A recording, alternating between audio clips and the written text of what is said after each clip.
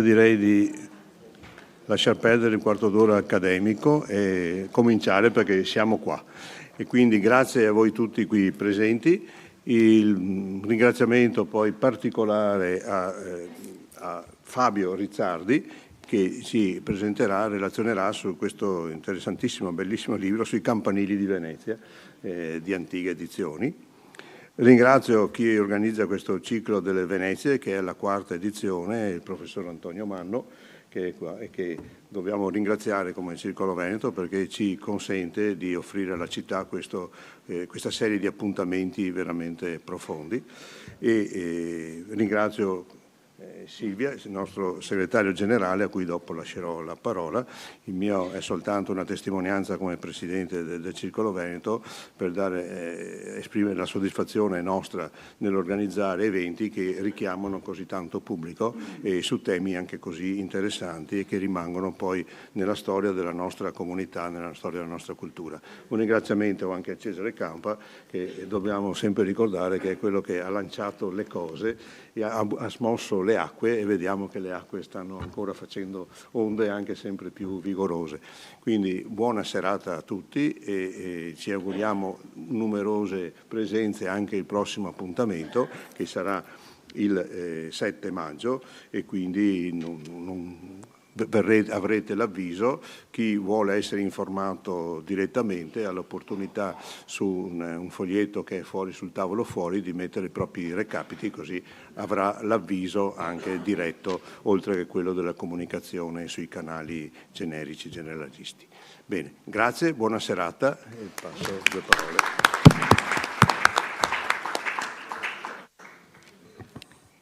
Buonasera a tutti, è sempre un piacere vedervi così numerosi a questi incontri che si preannunciano interessanti. Il Circolo Veneto, attraverso il progetto Venezie, cerca di costruire una cultura storica consapevole per comprendere meglio il luogo in cui ci troviamo a vivere e a lavorare. Abbiamo già avuto degli incontri che andavano ad analizzare queste tipologie architettoniche che troviamo appunto nel territorio di Venezia. Ricorderete l'incontro che abbiamo avuto proprio un anno fa con Marina Crivella-Ribizio, che aveva per argomento le scale veneziane. Ci ha raccontato davvero tantissime curiosità. Chi si fosse perso quell'appuntamento, quell'incontro così piacevole e interessante, se lo può andare a rivedere su YouTube. E oggi invece parleremo dei campanili. Anche i campanili sono una struttura architettonica davvero particolare che caratterizza in modo davvero determinante il panorama lagunare. Ce ne sono tantissimi e non sono solo una struttura architettonica che sorregge le campane, alta perché il suono della campana deve arrivare il più lontano possibile, ma il campanile è una figura di rilievo perché diventa un punto di riferimento morale, sociale, identitario per la comunità che si ritrova appunto sotto il campanile. Quando l'attaccamento alla comunità è eccessivo, è esagerato, no, è esclusivo, si dice che c'è del campanilismo. Quindi il campanile proprio è una figura molto importante all'interno di una comunità.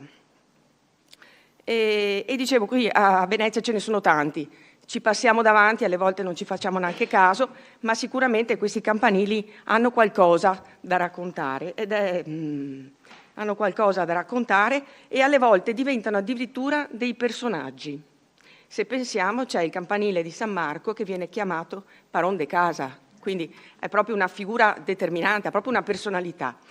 E quindi è davvero con interesse e con curiosità che passo la parola al professor Manno per l'introduzione della relazione di Fabio Rizzardi, che ringraziamo. Buonasera, devo stare attento perché la Silvia mi ruba il mestiere. Ma mi fa sempre molto piacere perché più si discute e meglio è per tutti. Devo dire che l'argomento di stasera ci dà l'occasione di ricordare uno dei punti fondamentali del progetto Venezie, che è quello di esaminare gli aspetti simbolici che ruotano attorno al mito, io direi i miti di Venezia. Mentre appunto sentivo i discorsi di Cristiano e di Silvia, stavo guardando la locandina che voi conoscete bene, dove in primo piano c'è un dipinto del Tintoretto e al centro si vede la dea Atena che allontana Marte per difendere la pace e l'abbondanza. La dea Atena è una delle figure allegoriche con la quale Venezia si è presentata durante il Cinquecento. È una Venezia che ormai non ha più mire espansionistiche, che proclama anche attraverso le sue opere d'arte la cosiddetta Pax Veneziana, e quindi Atena-Venezia, che il Tintoretto dipinge in questo quadro, che a me è particolarmente caro, non è altro che una delle immagini simboliche di Venezia. Tra l'altro un quadro difficile, no? Cioè che in Palazzo Ducale veniva esposto ed è esposto senza problemi, ma un quadro così ai tempi d'oggi sarebbe molto problematico da esporre, perché purtroppo di pace si parla poco. Ma a parte le mie considerazioni su questioni odierne, il punto qual è? Che l'argomento di oggi, Campanili di Venezia, che giustamente viene trattato e affrontato nei termini che la Silvia prima ha sintetizzato, è un altro dei temi, secondo me, portanti, cardinali del mito di Venezia. Perché i campanili di Venezia sono, a mio avviso, e cercherò di spiegarvelo nei pochi minuti che mi sono concessi, i campanili di Venezia sono una delle allegorie più forti, più potenti della grandezza stessa della Repubblica Veneziana. E adesso cerco di spiegarmi. Fabio nel suo libro inizia, Fabio che è un collezionista di stampe, mi raccontava poco fa, inizia una panoramica sulle antiche vedute di Venezia, da quelle della fine del 400, ma in particolare una veduta che tutti voi conoscerete sicuramente, è quella di Jacopo de Barbari. In questa veduta, in quelle successive, dei secoli successivi, uno degli aspetti che colpisce di più il panorama urbano di Venezia è la presenza di decine e decine, sono più di 100 campanili. Bene. Tra l'altro, permettetemi questo inciso, Jacopo de Barbari è riuscito a dare un'immagine prospettica di Venezia proprio sfruttando i campanili, che noi sappiamo che l'immagine precisa, documentata della Venezia del 1500, questo è l'anno di pubblicazione di quella stampa straordinaria, di quella xilografia, nel 1500 De Barbari, dando un'immagine prospettica della città, si avvalse di decine di collaboratori che spedì in cima ai campanili per disegnare a mano libera e fare il punto con tanto di bussola, siamo in una città marinara, e tutta questa grande mole di disegni, purtroppo andata perduta, è arrivata nello studio di De Barbari e gli ha consentito di rappresentare una veduta prospettica di Venezia. Quindi i campanili, in questo caso, sono stati utilizzati come punto di osservazione per una restituzione prospettica. Se voi, sicuramente vi sarà capitato di vedere altre vedute successive di Venezia del 5, del 6 e del 700. Uno degli aspetti, e questo Fabio ce lo spiega nel suo libro, uno degli aspetti che colpisce di più appunto è vedere questa città fondata sull'acqua popolata da decine e decine di costruzioni verticali. Io ogni volta che vedo una veduta di Venezia di questo genere penso sempre a una sorta di raffigurazione di un'orchestra, oppure se volete di un coro, dove i campanili sono i componenti singoli di questo ensemble, di questo insieme. Ebbene, tutti assieme, i campanili di Venezia, va bene, visti tutti assieme, mostrati, rappresentati tutti assieme, rappresentano l'unicità e, direbbero i veneziani di un tempo, l'immagine più perfetta che c'è del buon governo veneziano, perché il buon governo della Repubblica è paragonabile a quello di una orchestra diretta da un direttore, da un coro diretto da un unico direttore che canta, che agisce, che si esprime all'unisono secondo una direzione. Il buon governo per i veneziani fin dal Cinquecento è tutto questo. Permettetemi allora di ricordarvi una frase, che anche questa è emblematica, che è scritta in una guida di Venezia del Cinquecento.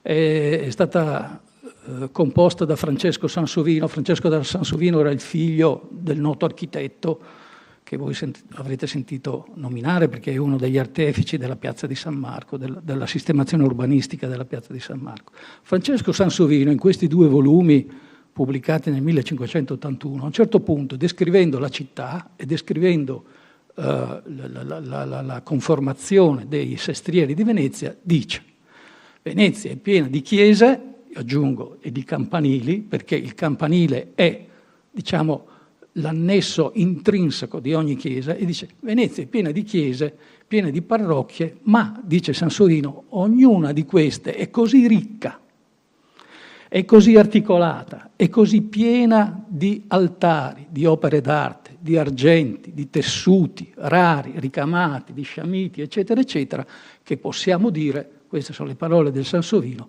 che ogni parrocchia di Venezia è un vescovado. Che cosa significa questo? Che le parrocchie di Venezia sono costituite da una serie di fedeli, va bene, di diversa estrazione, perché abbiamo gli aristocratici, abbiamo i cittadini originari, ma abbiamo anche i popolani e quindi tutti quelli che fanno parte dei mestieri, delle confraternite di mestiere e quanti, che tutti quanti si uniscono in un'unica chiesa con il suo campanile e contribuiscono all'unisono nella crescita dell'edificio del tempio religioso, con grande, come ci ricordava la Silvia, con grande senso dell'appartenenza e con grande orgoglio anche, appunto, del termine campanilismo deriva un po' anche da questo. Ma i campanili di Venezia, se usciamo un po' dalle testimonianze storiche, sono anche una sfida inaudita che i veneziani lanciano contro la natura, perché edificare un campanile a Venezia non è come costruirlo in terraferma, dove ci sono delle fondamenta solide. Venezia non ha fondamenta solide. Erigere un campanile significa soprattutto sfidare la natura del luogo in cui si vive. Quel luogo circondato dall'acqua è estremamente delicato, difficile, proprio per le costruzioni. Questa è una delle ragioni per cui, per esempio, il gotico veneziano non raggiunge le altezze che noi abbiamo in altri paesi come la Francia. Eppure i veneziani non si ritirano da una sfida di questo genere e appunto ognuno di quei vescovadi parrocchie di cui si parlava cerca a suo modo di costruire questi manufatti che sono innanzitutto una sfida tecnica, perché se noi, poi Fabio adesso non so se nell'excursus che ci presenterà avrà modo di ricordarlo, ma ci sono dei casi incredibili sulla storia e sull'edificazione di questi edifici, ma basti pensare al campanile di San Marco, che poi dopo è crollato su se stesso all'inizio del secolo scorso, ma ce ne sono altri che sono addirittura pendenti, come quello di Santo Stefano, mi viene in mente, no? Che si vede benissimo che ha problemi di fondazione. Un altro famosissimo, meno conosciuto, è il campanile della Chiesa dei Carmini. Nel momento in cui stava per essere concluso si è inclinato perché ha ceduto sotto le proprie fondamenta e c'è stata un'operazione ingegneristica, avveniristica, che ha anticipato le tecniche che poi sono state adoperate nel Novecento per raddrizzare la torre di Pisa, sono riusciti a raddrizzare il ponte dei Carmini. Quindi sfida tecnica, sfida alla natura, ma poi c'è anche da ricordare la funzione stessa del campanile, che come ricordava Silvia è quello di ospitare le campane. Ecco. C'è un erudito del Cinquecento che si chiama Anton Francesco Doni, che ha scritto un librino inedito che sta al Corriere, un manoscritto che sta al Corriere, della vita in villa, cioè della vita nelle dimore campestri, nelle dimore in villa, in terraferma, e dice: è un gran sollievo andare via da Venezia, perché finalmente quando arriviamo in campagna, soprattutto nei dintorni di Mestre, possiamo stare nel silenzio, no? E Venezia allora era una metropoli, era frequentatissima. piena di artigiani, di officine, pensate all'Arsenale, eccetera, eccetera. Ma in mezzo a tutti questi rumori meccanici, io penso anche ai suoni che venivano emessi dai campanili, perché noi adesso siamo diventati un po' sordi, perché non riusciamo a distinguere bene le note diverse che ci arrivano dai campanili, dalle campane dei campanili, perché non c'è una campana, ci sono più campane di grandezze diverse e note diverse. È una cultura che sta quasi scomparendo e che forse è ancora più viva nei paesi del nord. Vi sarà capitato senz'altro, stando in Austria e in Germania, di sentire qualche concertino di campanelli, no? Che è ancora apprezzato magari dai turisti, no? Ma non credo che Venezia fosse tanto diversa, perché ogni campanile aveva la sua serie di campane e le persone, che avevano molto più orecchio di noi, erano in grado di distinguere la campanella piccola da quella mediana, da quella grande. E tutte queste campane, provate a pensare quante ce n'erano per Venezia e quante ce ne sono ancora. Infatti c'è ancora qualcuno che si lamenta del suono delle campane, questa è una sciagura, è una tragedia della fine dell'antico e del moderno. Tutte queste campane suonavano, scandivano le ore del giorno, ma soprattutto scandivano le stagioni e soprattutto le feste comandate dell'anno liturgico e venivano perfettamente riconosciute dagli abitanti, che io immagino riuscissero a distinguere anche una campana di un campanile dall'altra, è una mia immaginazione, non è provata coi documenti, ma di fronte a questa miriade di campane da tutte le parti, cioè è evidente che mi devo saper anche orientare. Venezia dunque è luogo dei campanili, sfida alla natura, ma anche luogo dei campanili che scandiscono il tempo sacro, ma anche il tempo della giornata. La marangona del campanile di San Marco, lo sappiamo, era la campana che segnava gli orari di ingresso e di uscita degli arsenalotti. Ecco, se noi pensiamo a tutti questi campanili, alle vedute del De Barbari, al continuo suonare di queste campane, che sono campane che si riferiscono alla vita della parrocchia e magari alle esigenze particolari dei loro parrocchiani, ma sono campane che a volte suonano all'unisono per alcune feste importanti come quella della Pasqua, noi allora incominciamo a capire come in fondo queste vedute di Venezia siano un po' l'immagine, come dicevo all'inizio, di un coro o di un'orchestra. Ecco, a me piaceva sottolineare questi aspetti e con questo io cedo la parola a Fabio che ci racconterà un po' la sua storia. Grazie.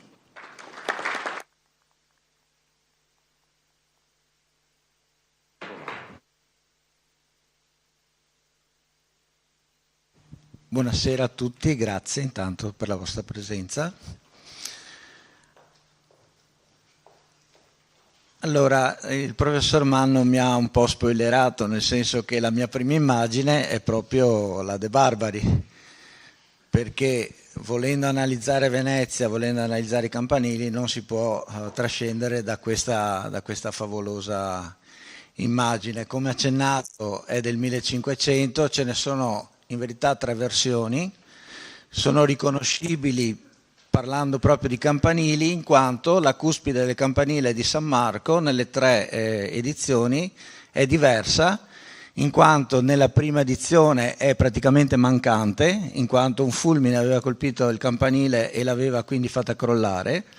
Nella seconda edizione la cuspide del campanile era stata riedificata, però era stata riedificata in una foggia differente da quella che noi conosciamo, quindi non era una cuspide a piramide alta, ma avevano fatto piuttosto una cuspide a capanna o a piramide bassa, e però non piacque ai veneziani, infatti fu subito demolita e nella terza edizione manca di nuovo la cuspide perché non era stata ancora ricostruita.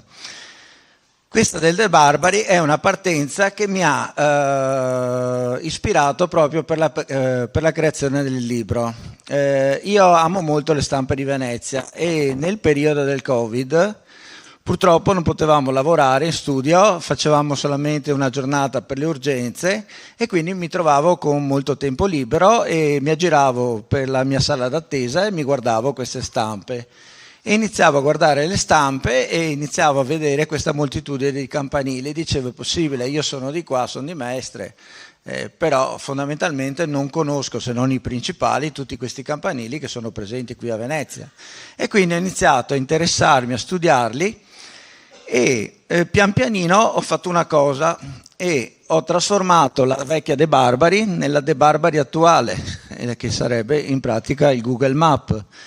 Sul Google Map sono andato a vedere la lista delle parrocchie esistenti, dei campanili esistenti e sono andato a segnarmeli su tutta la carta, dopodiché li ho elencati dividendoli nei vari sestieri di Venezia, quindi li ho numerati, quindi li ho riportati sulla pianta e ho creato praticamente per ogni campanile una scheda uguale per tutti i campanili, quindi tutte le caratteristiche vengono riportate e sono confrontabili, in cui si riportano le caratteristiche architettoniche principali del campanile con delle note che riguardano un po' la storia del campanile o della chiesa annessa al campanile.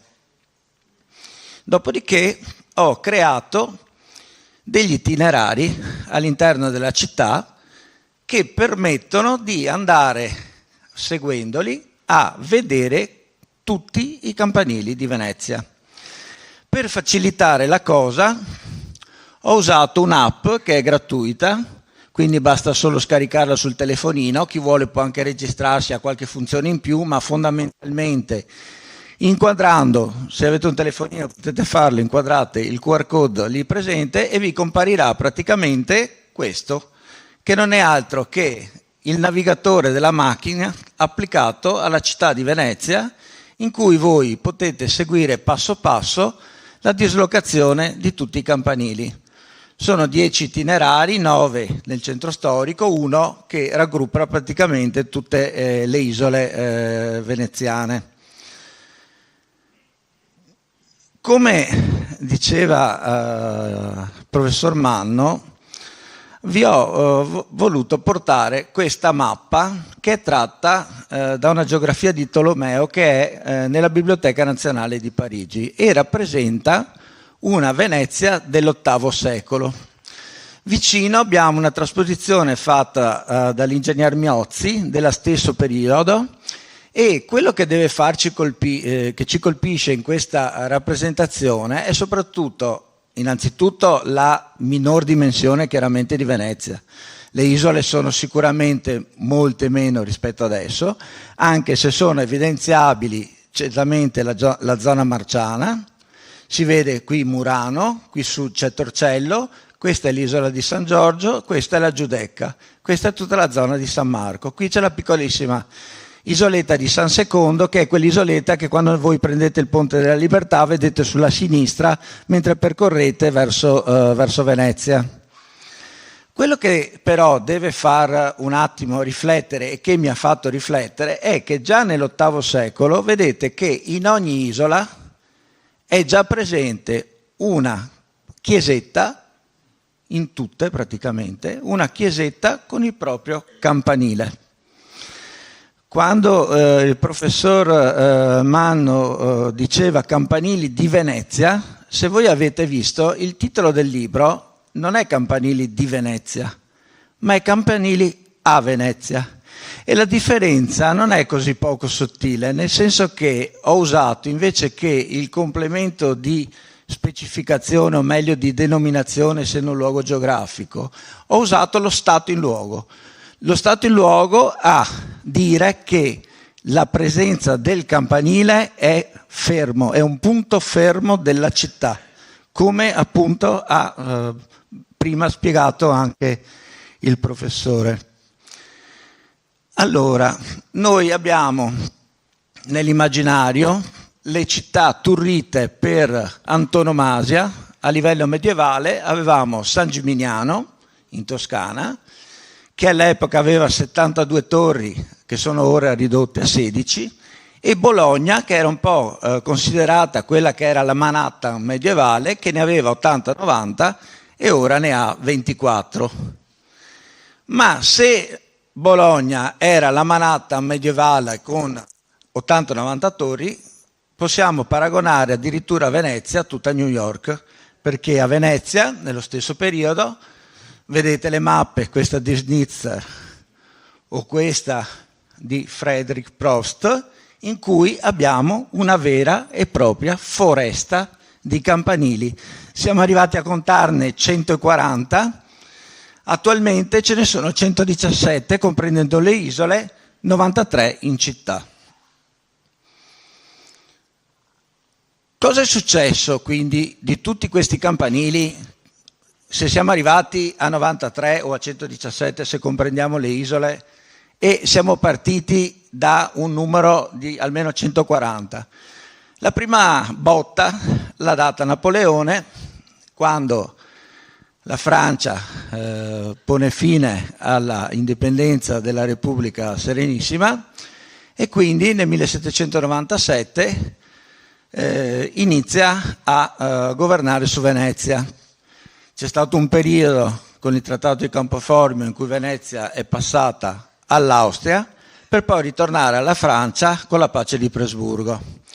Ma cosa è successo? Una delle prime cose che fece Napoleone fu l'abolizione degli ordini sacri, chiuse le congregazioni, chiuse i conventi, e quindi demolì anche un certo numero di chiese. E quindi ci ritrovammo che da 187 chiese ne sparirono praticamente 86, perché 70 furono rase completamente al suolo e di 16 invece furono prese e spogliate completamente di tutti gli arredi sacri, quadri, altari, qualsiasi cosa che c'era all'interno fu spogliata e furono trasformate in magazzini, in dormitori per i soldati, quindi furono adibite a tutt'altro incarico. A questi numeri dobbiamo poi aggiungere tutti i campanili che per vari motivi sono crollati o sono stati demoliti oppure sono stati trasformati in qualcosa di diverso. Allora, la prima opera che ha fatto Napoleone a Venezia, siccome era abituato a Parigi, la città dei grandi boulevard, dei grandi giardini, diceva che Venezia non era a questo livello perché non aveva una zona così alberata, così verde, non aveva questi giardini. E quindi cosa ha fatto?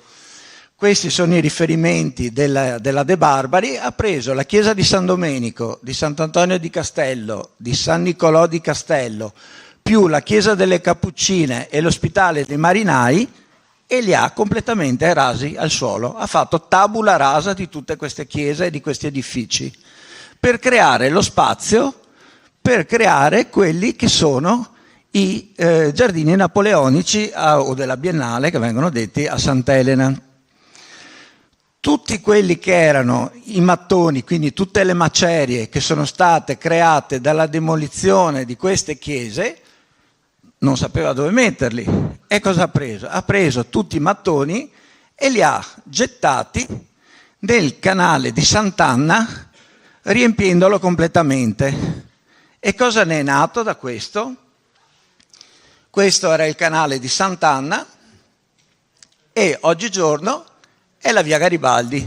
All'inizio si chiamava via Eugenia perché la dedicò al suo figliastro, viceré d'Italia, Eugène de Beauharnais, figlio di Giuseppina, e l'ha dedicata a lui e ha creato la via Garibaldi. Quella che viene detta anche l'unica via di Venezia, no? Perché sono tutte calli, sono tutte altre, ma l'unica via di Venezia. E quindi ha creato, oltre ai giardini, ha creato la via Garibaldi. Dopodiché ha preso anche, lì vicino c'era questa chiesa, che era la chiesa del Monastero delle Vergini, la mise in disuso, la trasformò per un certo periodo in un carcere, poi pian pianino venne completamente abbandonata, venne inglobata nell'arsenale e alla fine di questa chiesa resta questa testata del portale che, se passate in barca, si vede proprio attaccato ad un muro dell'arsenale. Questa è la visione da San Pietro di Castello, questo è il canale di Castello, vedete questa era la chiesa praticamente col suo campanile delle Vergini, è un quadro del Tintoretto. Allora, un'altra chiesa storica di Venezia era la chiesa di San Geminiano. La chiesa di San Geminiano era una chiesa, fra l'altro, di un certo valore perché era stata progettata e edificata da Sansovino, e praticamente stava in testa alla piazza San Marco, ma Napoleone aveva bisogno di crearsi degli appartamenti, per cui non gli bastava nelle curatie nuove il Palazzo Reale, ma voleva crearsi questa estensione che oggigiorno si chiama la Napoleonica, infatti, e fece demolire questa chiesa. Addirittura c'era un progetto che da questa zona doveva scendere una scalinata che voleva contrapporsi a quella che era la Scala dei Giganti, no? All'interno del Palazzo Ducale, per far scendere il viceré, suo figlio, alla piazza San Marco. Non si fece, per fortuna, ma attualmente c'è il Museo Correri in questa zona e venne costruita la Napoleonica. Vedete, questa è la chiesa di San Gimignano in un quadro del Canaletto, e quindi anche quella fu distrutta. Dopodiché ci sono i campanili, i crolli famosi, come è stato accennato prima. Il più famoso, e praticamente conosciuto da tutti, è il crollo del Paron de Casa, il 14 luglio del 1902. C'è qualche indecisione sull'orario, c'è chi dice 9:47, c'è chi dice 9:52, non cambia di granché, ma alla fine venne giù e per fortuna non stava passando nessuno e quindi non ci furono delle vittime. C'è qualcuno che dice che probabilmente l'unica vittima fu il gatto del custode. Però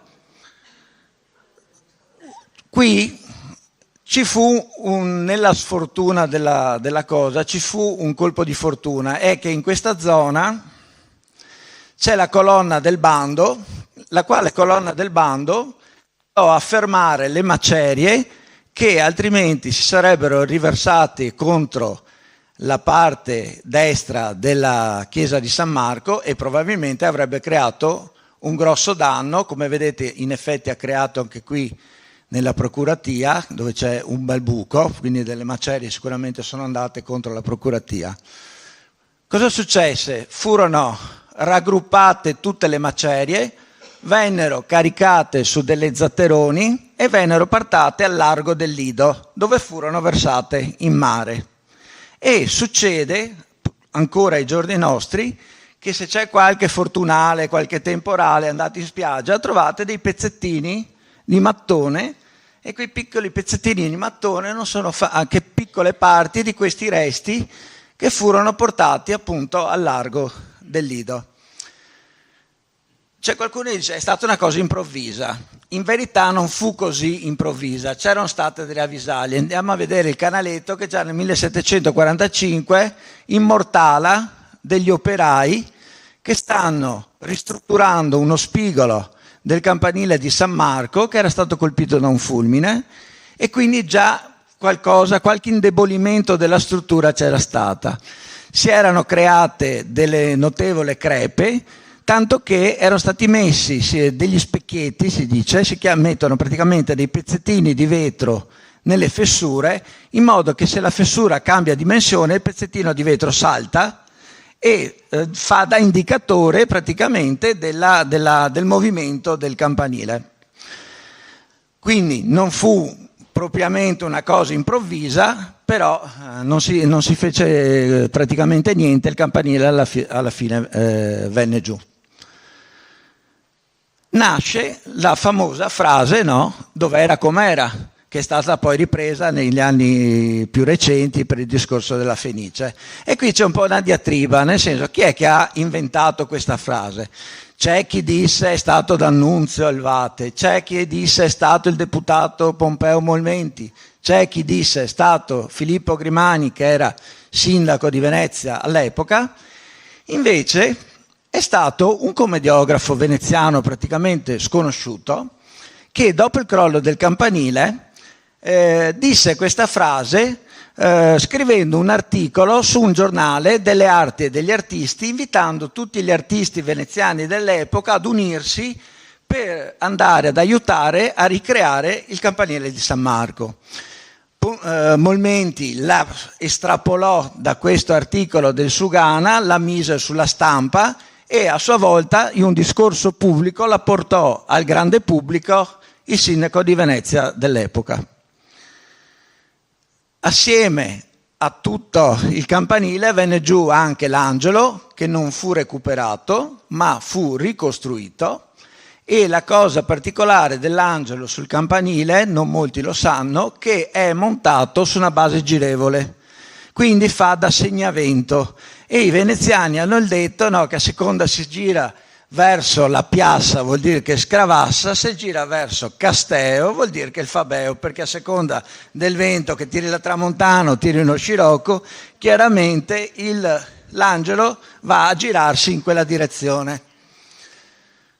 Altra cosa che venne giù col campanile furono le campane. Questa è la Marangona, che è l'unica campana che si è salvata, e la Marangona prendeva questo nome appunto perché segnava l'orario di lavoro dei marangoni, dei falegnami, di tutti quelli che erano gli arsenalotti, quindi l'inizio del turno di lavoro e la fine del turno di lavoro veniva segnato dal suono della Marangona. Ma c'erano anche delle altre campane. Queste campane furono recuperati vari pezzi all'interno delle macerie, furono riassemblate, fu rifatto uno stampo e vennero rifuse in modo da rispettare perfettamente quella che era la forma, le incisioni delle campane originali. Le varie campane erano la nona, che segnava il mezzogiorno e dava il termine ultimo per portare la posta a Rialto.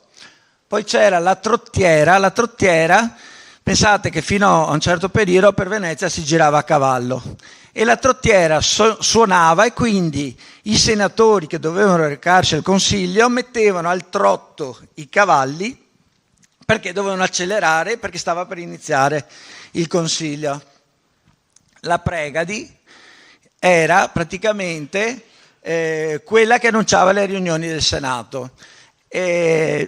Venivano detti i senatori pregadi o pregadi perché, secondo il Doge, erano pregati di esprimere liberamente quelle che erano le proprie idee senza farsi nessun problema. Per i veneziani invece erano pregadi perché bisognava pregarli di andare al lavoro, perché non ci sentivano molto di andare alle riunioni. Poi c'era la ringhiera. La ringhiera era una campana che era meglio sentir suonare molto poco, perché veniva detta anche del maleficio, in quanto veniva suonata quando c'erano delle esecuzioni capitali. Voi sapete che dopo la sentenza il condannato veniva portato in piazza San Marco in mezzo alle due colonne dove veniva allestito il patibolo, e stava con la faccia rivolta verso la torre dell'orologio.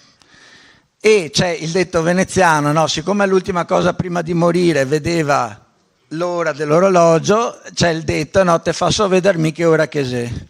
Nel senso. Poi c'era una sesta campana che cadde, il campanone di Candia, ma non fu mai ripristinato. Un'altra chiesa che crollò è quella di San Benedetto, sarebbe San Benedetto, che nel novembre del 1540 durante la notte crolla, e anche in questo caso, come riportano le cronache, casciò, quindi crollò, senza alcun strepito di temporal, era domenica, ed indovinò non trovarsi niuno a passare. Quindi ancora una volta un'evenienza incredibile, crolla un campanile, però non fa nessuna vittima. Purtroppo invece Santa Ternita, che è un altro campanile, che è questo, era proprio qui in mezzo alle case. Questo è il Google Map attuale di Campo Santa Ternita. Il campanile era in questa zona, vedete, questo è il canale praticamente nella De Barbari che corrisponde a questo canale qui, e il campanile era proprio qui in mezzo alle case.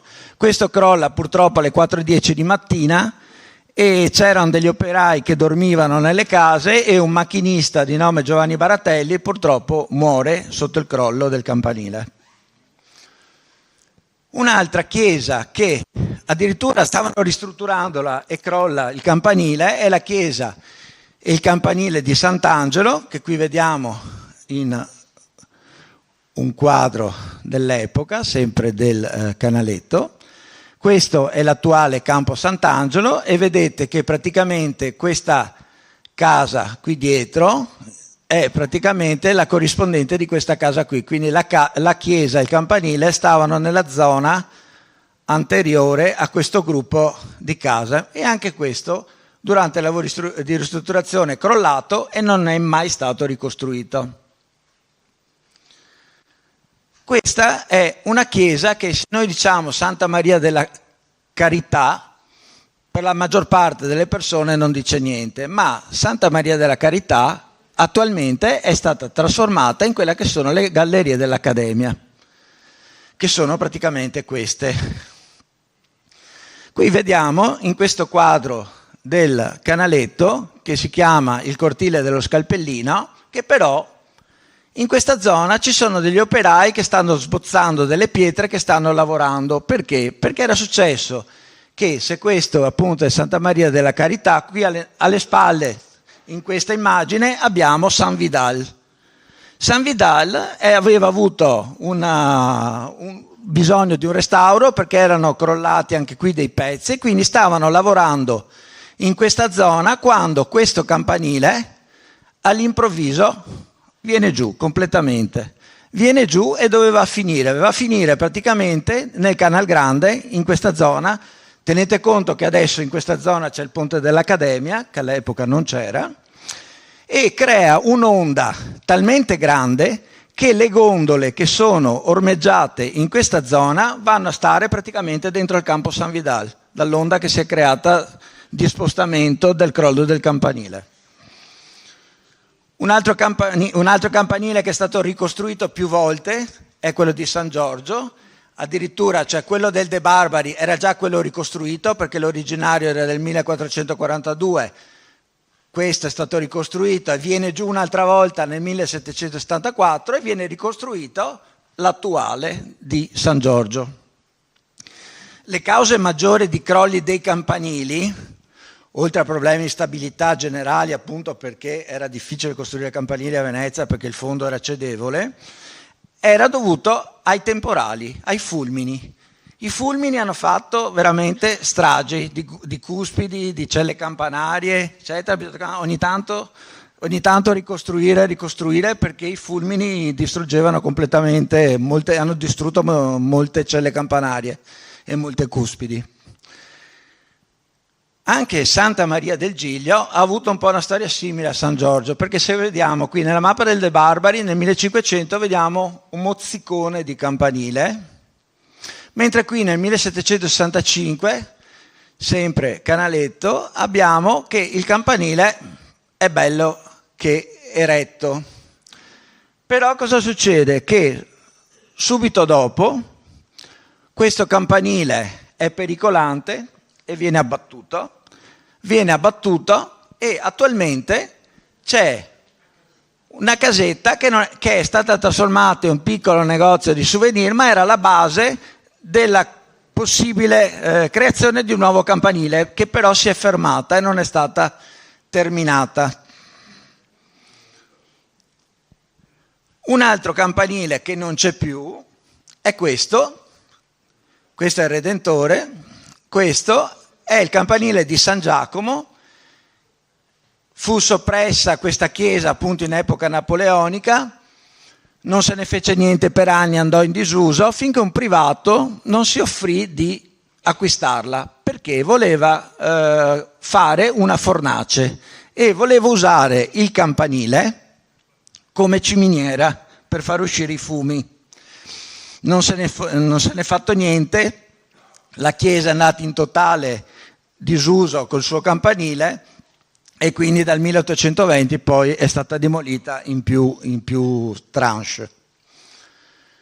Una chiesa favolosa perché era la casa di Santa Lucia, non c'è più, vedete, questa è la chiesa degli Scalzi, qui adesso c'è il ponte degli Scalzi, qui c'era la chiesa di Santa Lucia con i suoi 2 campaniletti, non c'è più perché è stata costruita la stazione ferroviaria, è stata demolita per lasciare spazio alla costruzione della stazione e quindi l'abbiamo persa. E assieme a questa, sul lato verso sinistra, c'era anche questo, che è la chiesa e il campanile del Corpus Domini, che sono qui nella De Barbari, che fu anch'essa demolita per praticamente allargare tutta la zona della stazione e lasciare spazio a quelli che furono gli edifici delle ferrovie, dove adesso va a innestarsi il ponte di Calatrava. Questo è un campanile che ha una storia un po' particolare, ed è il campanile di San Paterniano. Il campanile di San Paterniano aveva una caratteristica unica per i campanili di Venezia.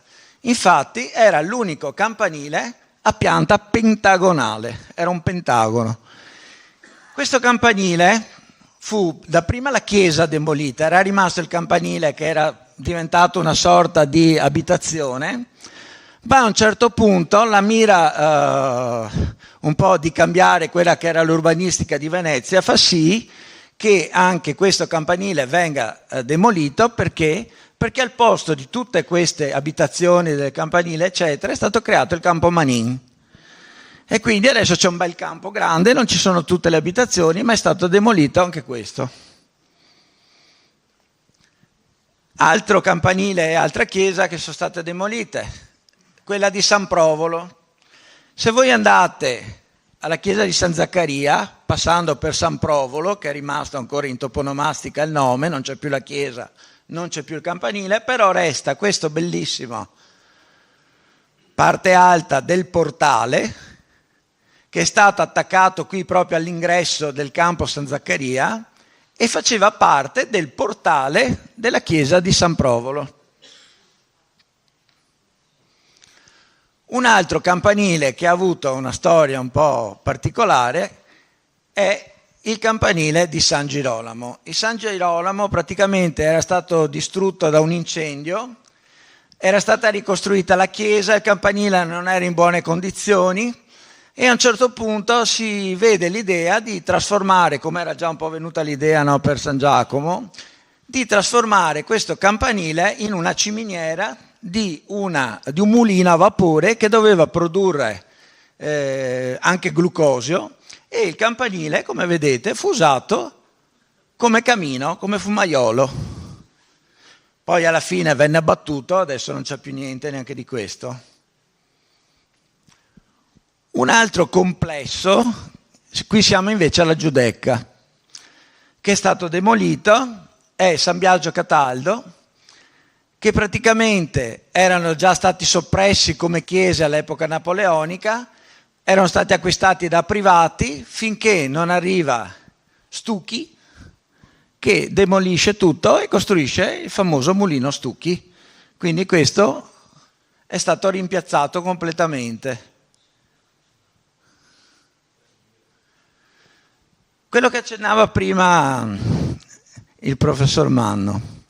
Santa Maria di Carmini. Allora, adesso parliamo di quei campanili che in qualche modo siamo riusciti a salvare.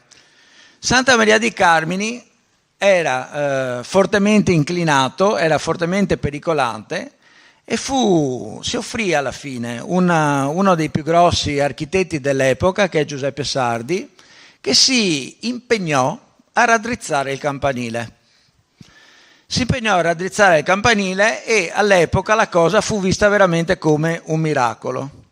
Voi dovete pensare che il campanile pendeva da un lato. Cosa ha pensato il buon Giuseppe Sardi? Ha detto: io cosa faccio?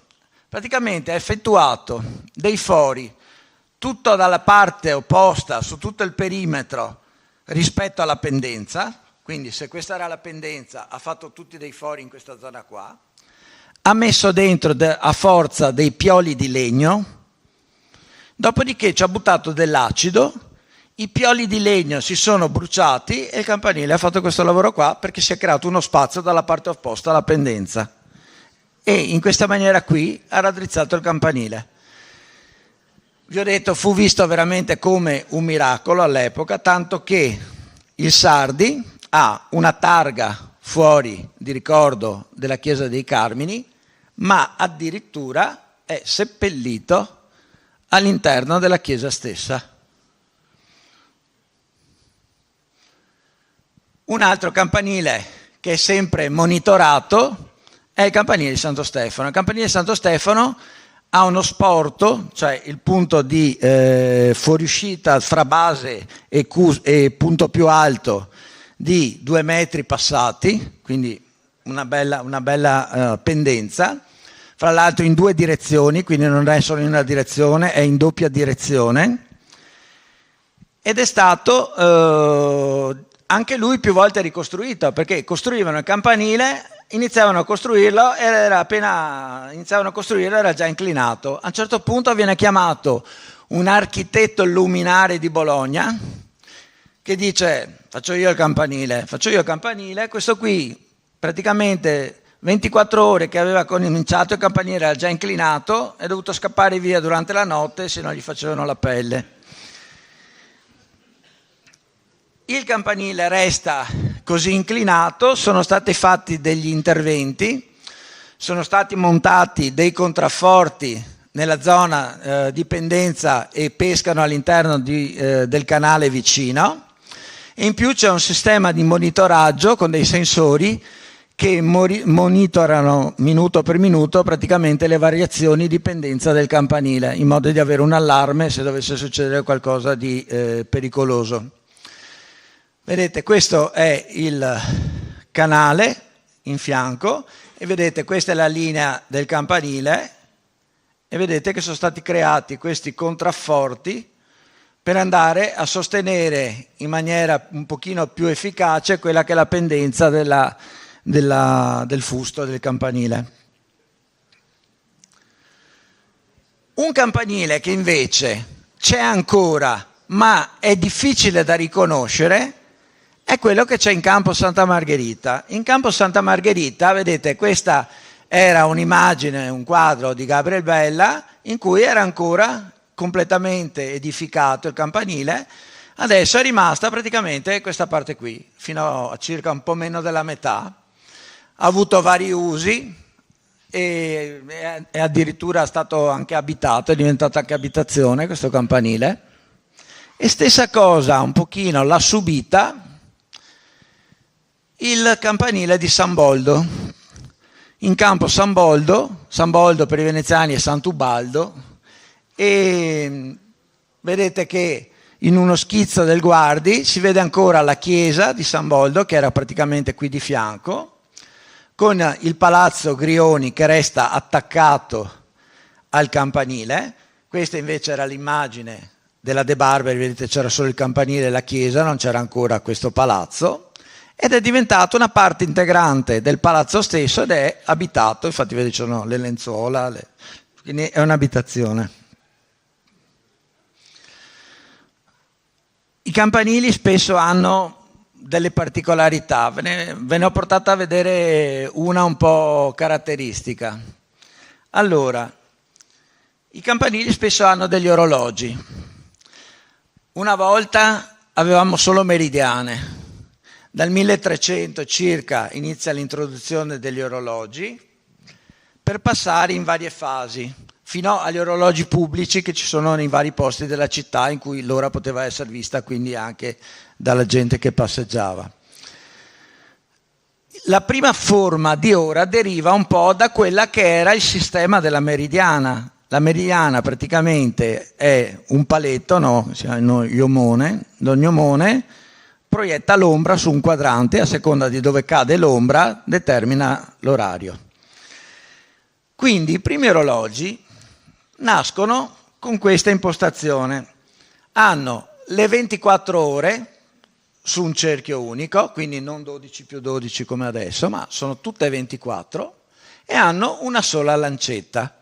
Questa anche a indicare che a quell'epoca il tempo era un po' meno pressante rispetto adesso, nel senso ti interessava sapere che ora era, ma non ti interessava sapere che minuto era, nel senso potevi fare tutto con calma.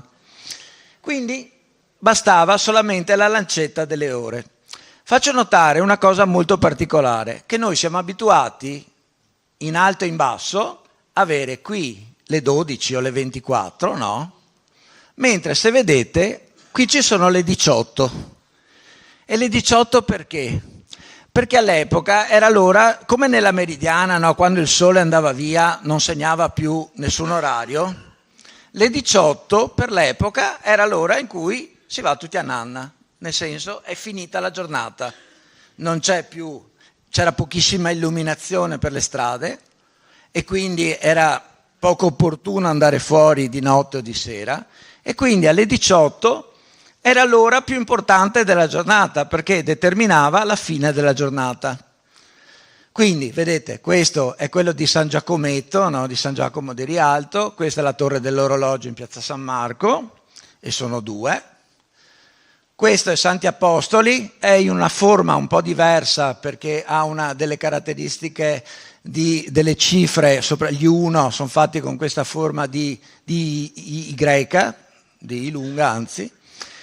Questa è nella sala delle famose pregadi che dicevamo sempre, vedete abbiamo sempre il discorso qui delle 18, questo è un pochino più recente, quindi avevamo un pochino superato questa cosa, e l'ultimo è questo, ed è quello del Fondaco dei Tedeschi che ancora una volta, vedete, le 18, una sola lancetta.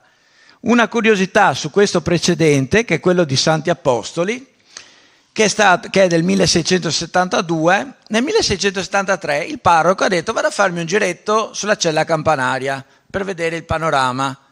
Il parroco scivola e va a finire fuori per la cella campanaria. Dio ha voluto che la veste che aveva sia impigliata sulla lancetta dell'orologio. È rimasto appeso il parroco alla lancetta dell'orologio. E sono andati i pompieri con le scale a tirarlo giù e si è salvato praticamente da una morte un po' infame.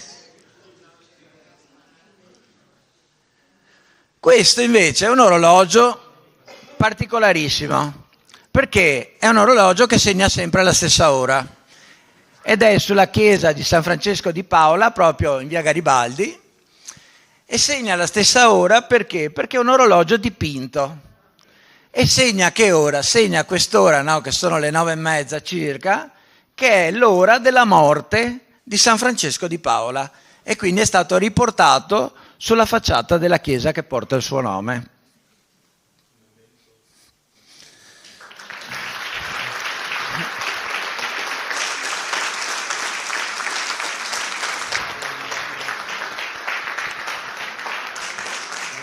Grazie tantissimo.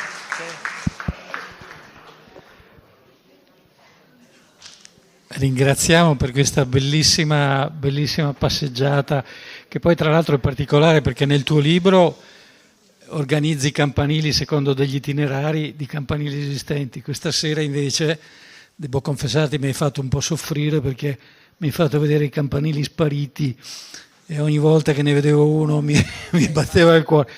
È un itinerario forse da aggiungere perché è un itinerario tragico, perché la sparizione di quei campanili, a cominciare da Napoleone, poi con lo sviluppo ottocentesco, è un po' il segno del passaggio da un tempo della sacralità a un tempo secolarizzato, cioè dove da un lato lo sfregio, lo sprezzo della religione napoleonico, ma dall'altro anche il disinteresse e il disincanto dell'imprenditoria nei confronti dei luoghi sacri che vengono riutilizzati come luoghi qualsiasi. Quindi è stato un viaggio molto, molto particolare, ti ringrazio per questo, anche se mi hai fatto un po' soffrire, insomma. E prima di vedere se c'è qualcuno del pubblico che vuole intervenire, io ne approfitto per dare un altro suggerimento sull'importanza simbolica che i campanili di Venezia hanno avuto. Tu prima hai mostrato quella fotografia del campanile di San Marco con in cima la statua dell'Arcangelo Gabriele. È quell'Arcangelo presente fin dagli inizi. Noi sappiamo che ci sono dei disegni anche proprio molto antichi che mostrano quell'angelo, sappiamo che ruotava, era mobile, e tu ci hai spiegato, no? Degli aneddoti. Però voi pensate una cosa, c'è l'Arcangelo Gabriele posto sopra il campanile più alto di Venezia, sul Paron, che gira osservando la città e che tiene in mano il suo giglio. Se ci pensate un attimo, ci rimanda a che cosa? A una scena, a un soggetto sacro, perché l'Arcangelo Gabriele col giglio è l'Arcangelo dell'Annunciazione a Maria, che è, voi sapete, il 25 di marzo. Ma il 25 marzo è la data mitica della fondazione di Venezia, 25 marzo 421.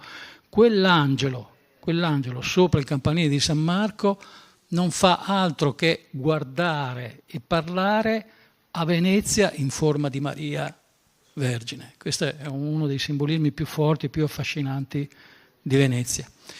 E niente, allora detto questo, c'è qualcuno che vuole intervenire, vuole fare qualche domanda? Noi siamo felicissimi e l'autore ancora di più. Rompete il ghiaccio. Marco. Professore, grazie intanto perché è un argomento molto interessante che meriterebbe... Io non sono un professore, io sono solo un medico. Ah, vabbè, dottore allora, va bene, va bene, come me allora, ecco. Sì, la ringrazio perché è un argomento che merita tanta attenzione perché ci sarebbero 1000 aspetti da approfondire. Allora io le cito 2 campanili che mi hanno sempre molto incuriosito. Uno alto, alto, alto, un po' sproporzionato e da tifoso arancione-nero-verde mi sta molto nel cuore, che è quello dell'architetto Forlatti della chiesa di Sant'Elena, e uno invece piccolo, piccolo, piccolo, forse troppo piccolo, che è quello di Sant'Eurosia alle Vignole. Mi dice qualcosa su questi 2 campanili, qualcosa che l'ha colpita anche a lei, magari qualche aneddoto? Io capisco che il cuore arancio-nero-verde ti leghi a questa cosa, ma per me è il più brutto campanile di Venezia, per cui se devo dirti il più bel campanile di Venezia secondo me è quello di Santa Maria Formosa. Il campanile di Santa Maria Formosa ha un'allegoria, fra l'altro, perché la cuspide del campanile di Santa Maria Formosa, allora, intanto il campanile non è stato progettato da un architetto, un ingegnere, no, ma è stato il parroco dell'epoca che fece il progetto del campanile.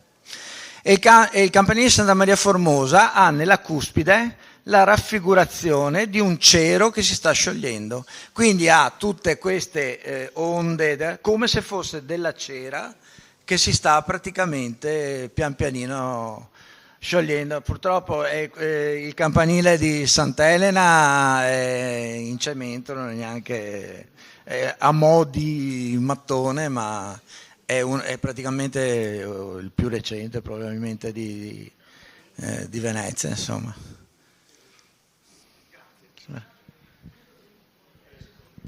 Ci sono...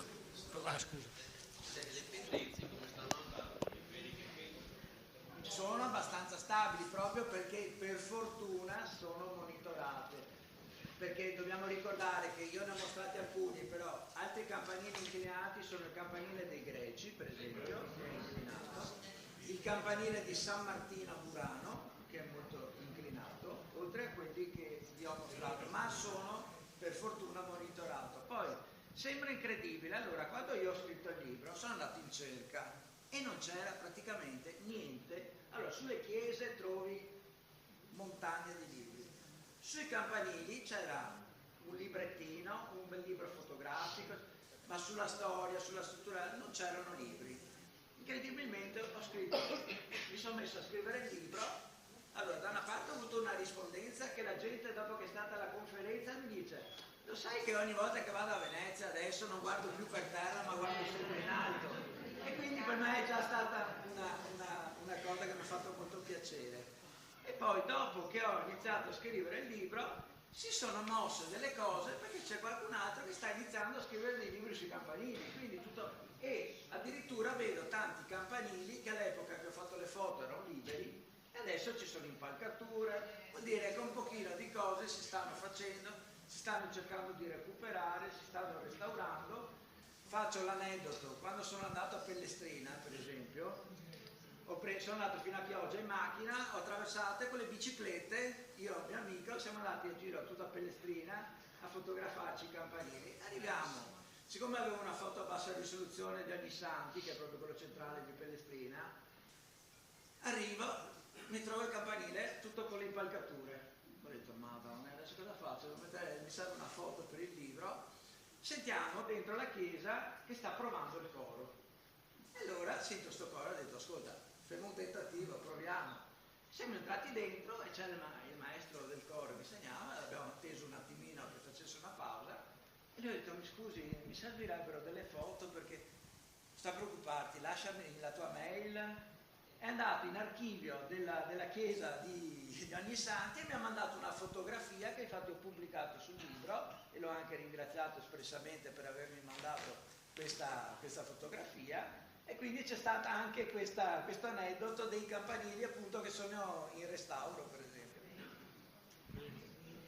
Allora, volevo chiederti appunto qualcosa, che se puoi dire qualcosa su altri due campanili storti, uno che hai appena citato che è quello di San Giorgio dei Greci, che da un paio di punti lungo il canale proprio lo vedi benissimo e dà proprio l'inclinazione che è proprio favolosa.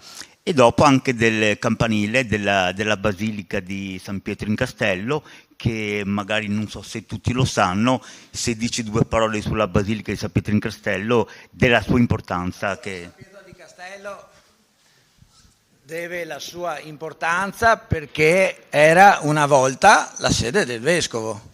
Cioè non era San Marco la basilica, la principale di Venezia, ma era la chiesa di San Pietro di Castello. E addirittura l'aneddoto è che nel camminamento che va dal ponte che attraversa il Rio di Castello verso la chiesa, più o meno, si dice proprio esattamente a metà strada, c'è una pietra bianca per terra, perché si dice che siccome nessuno voleva fare un passo verso l'altro, allora il doge e il vescovo si incontravano e si fermavano a questa pietra bianca in modo che era esattamente la metà, nessuno aveva fatto un passo in più verso. Dopo con la trasposizione del corpo di San Marco è stata creata praticamente la basilica ed è stato spostato praticamente completamente la sede del vescovo. La sede del vescovo.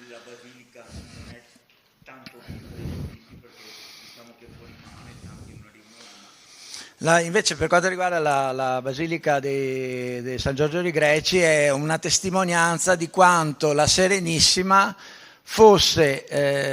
aveva un'intenzione, no?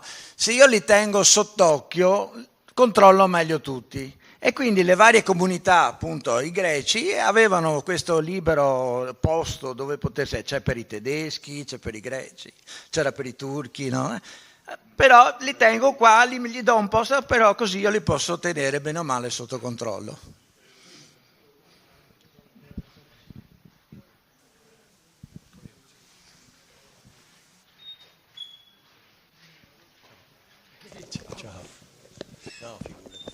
No, forse una domanda, io devo scusarmi perché sono arrivato tardi, mi scuso, ma conosco il vostro lavoro. E forse una domanda che ho fatto già in un'altra occasione, non so se ci siamo visti in quel di San Francesco della Vigna, ed è il campanile di San Francesco della Vigna. Il campanile di San Francesco della Vigna è stato occluso dalla parte verso l'Arsenale proprio per salvaguardare i segreti dell'Arsenale. Io però, nonostante mi sia laureato su quell'area e l'ho ben tappezzata tutta, non ho trovato un documento storico al quale far riferimento da quando questa accortezza è stata messa in opera e ovviamente dagli arsenalotti ma non ho trovato nulla di ciò. Volevo sapere se tu per caso... So che c'è questa cosa che è stata fatta apposta per evitare che spie potessero guardare dentro l'arsenale. Perché a Venezia c'era già l'ufficio brevetti. L'ufficio brevetti porta 1472. E quindi... è già protetto da...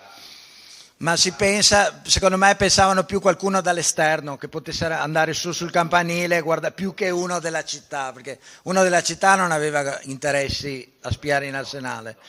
Poteva essere qualche potenza straniera, qualcuno da fuori che poteva magari andare a guardare. Non so darti una datazione precisa.